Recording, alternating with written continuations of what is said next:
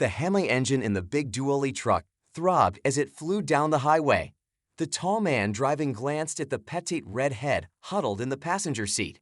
She was rocking back and forth in obvious pain. "Doc, will you stop for a bottle of water? I need to take 2 more meal." "I'll stop for the water."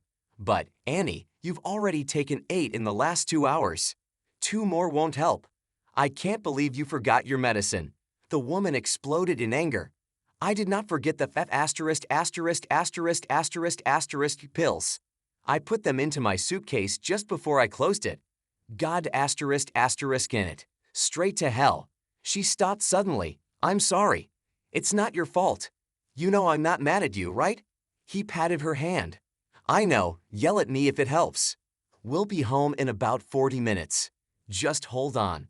She attempted a smile. "Sing for me, Doc. You know, it calms me." So the man she called Doc sang for her in a soft baritone voice. He sang love ballads, murder ballads, songs of cowboys, miners, fallen women, sweethearts, and outlaws until he pulled into her drive. His real name was Will Jones, not Doc Holliday. Her real name was Sherry Wilson, not Annie Oakley. She was married, but not to the man she called Doc.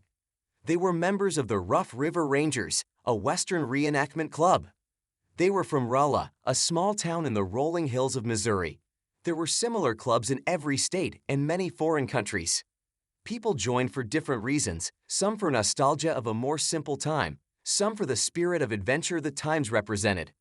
Others for the period, costumes, and companionship of like-minded people. Some joined for the shooting, especially the black powder weapons, most for a combination of it all. Sherry became a member at 12 when her dad joined them up.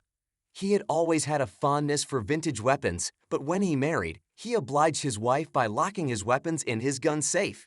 She was from St. Louis, a nurse who had seen too often what gunshots wounds could do to a human body. Unfortunately, when Sherry was 10, her mom started feeling tired. She ignored it for a while, but finally saw her doctor cancer terminal. She lasted another year. Her dad owned an insurance company with a string of offices across the state. Money was not an object, but he threw himself into expanding his business. Sherry was given a nanny and time alone. After 6 months, her dad realized his mistake and started reconnecting. He never actually ignored her.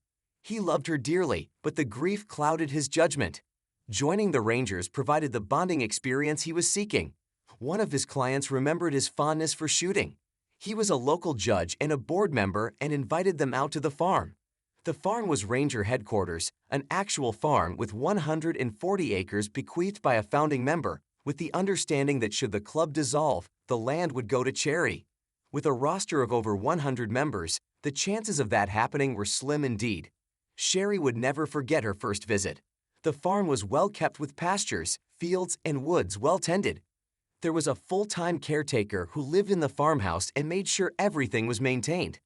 He lived rent-free and was furnished with a truck and a small salary. The focal point was the barn, carefully converted over the years. It now housed a full replica of a Western saloon that doubled as the meeting hall. During meetings and in the presence of minors, the bar was closed. On Saturday nights, and adult functions, alcohol was served. Members rotated bartending duties. Sherry and her dad visited on a Saturday afternoon. They were given a tour of the barn and treated to frosty mugs of root beer. IBC. Of course, it was Missouri after all. Petite all her life, at 12 she was only 4'8", and sitting on a bar stool in a real Western saloon with a mug in her hand made quite an impression. When they went out to the shooting range, everything changed. One of the focal points of these clubs was the shooting competitions. The best shooters would compete in districts, progress to sectionals, states, regionals, and finally nationals. These were strictly amateur events. No money changed hands except for perhaps a gentlemanly wager. Just trophies and bragging rights. They visited at a time when practice for district meets were being held. Even with the mandatory earplugs, Sherry was impressed with how loud it was. Seeing the black powder flame out of the barrels and the smoke hang in the air fascinated her. She stayed close to her dad and the judge as they paused from time to chat with the shooters. From time to time, one of the shooters would offer her father a chance to fire one of the weapons. He would always accept eagerly. They were discussing the merits of a particular rifle, a .50 caliber Hawken reproduction, when Sherry wandered off unnoticed.